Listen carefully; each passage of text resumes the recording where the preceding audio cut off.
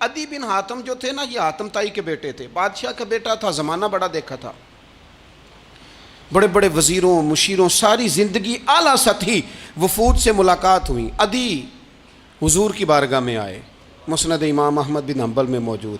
تو اسلام پر ابھی غربت کا دور تھا، چند لوگ مسلمان ہوئے تھے، نبی پاک علیہ السلام نے فرمایا عدی کلمہ پڑھ لو۔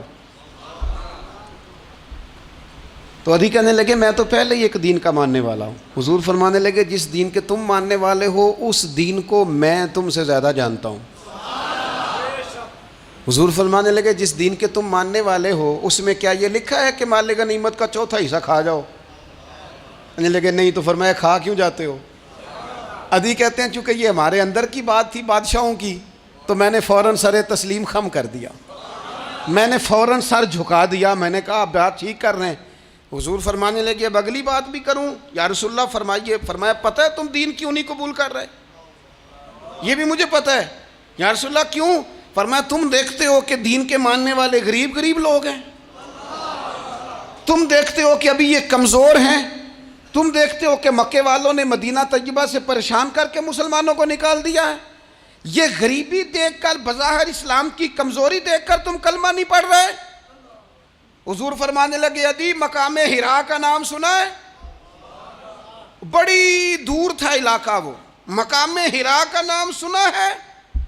عدی کہنے لگے حضور سنا ہے پر وہ جگہ دیکھی نہیں۔ محبوب فرمانے لگے سن، میں وہ وقت لے کے آؤں گا، میرا دین اس طرح نافذ ہوگا کہ ایک عورت مقام حرا سے اونٹنی پہ اکیلی بیٹھے گی اور اکیلی آئے گی اور آ کے بیت اللہ کا طواف کرے گی، سوائے اسے اللہ کے کسی کا خوف نہیں ہوگا، رب کے علاوہ کسی سے نہیں ڈرے گی۔ یہ دور آئے گا، تو دیکھ رہا ہے کہ صرف مکے پہ حکومت نہیں دنیا پہ مسلمان چھا جائیں گے۔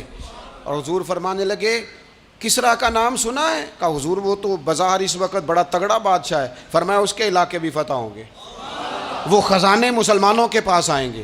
اور فرمایا تو تیسری بات نبی پاک نے بیان کی، فرمایا تو یہ دیکھ رہا ہے کہ مسلمانوں میں غربت ہے؟ فرمایا عدی ایک وقت آئے گا لوگ دینے کے لیے نکلیں گے پر انہیں لینے والا کوئی نہیں ملے گا۔ ایک وقت آئے گا لوگ دینے نکلیں گے لینے کوئی نہیں آئے گا۔ عدی کہتے ہیں کہ میں رسول کریم کا کلمہ پڑھ کے مسلمان ہو گیا، اب پھر زیادہ دور نہیں گزرا، عدی رویا کرتے تھے، حاتم تائی کے بیٹے عدی رویا کرتے تھے اور رو کے بتایا کرتے تھے لوگوں وہ جو حضور نے فرمایا تھا نا بی بی حرا سے چلے گی اور طواف کرے گی، وہ بی بی میں نے اپنی آنکھوں سے آتی دیکھی، میں نے اس تنہا عورت کو حضور سید عالم کی پیشن گوئی کے مطابق بیت اللہ کا طواف کرتے دیکھا، اسے سوائے اللہ کے کسی کا ڈر نہیں تھا۔ اور عدی کہنے لگے وہ جو حضور نے فرمایا تھا نا کہ کسرا کے خزانے فتح ہوں گے، فرمایا وہ جب فتح ہو رہی تھی تو میں خود اس جنگ میں شریک تھا، مجھے اللہ نے موقع دیا، میں مجاہدوں میں شامل تھا۔ اور فرمانے لگے تیسری پیشن گوئی رہ گئی ہے، مجھے امید ہے وہ بھی پوری ہوگی۔ حضرت عمر بن عبدالعزیز کے زمانے میں آ کے وہ دور بھی آیا کہ لوگ زکوٰۃ دینے نکلتے تھے، لینے والا کوئی نہیں ملتا تھا، لوگ کسی کو غریب سمجھ کے صدقہ دینے لگتے تھے، وہ کہتا تھا بھائی لے جا میں تو رات خود دے کے آیا ہوں، لوگ دینے نکلتے تھے لینے والا کوئی نہیں۔ اسلام کی فطرت میں قدرت نے لچک دی ہے، اتنا ہی یہ ابھرے گا جتنا کہ دبا دو گے۔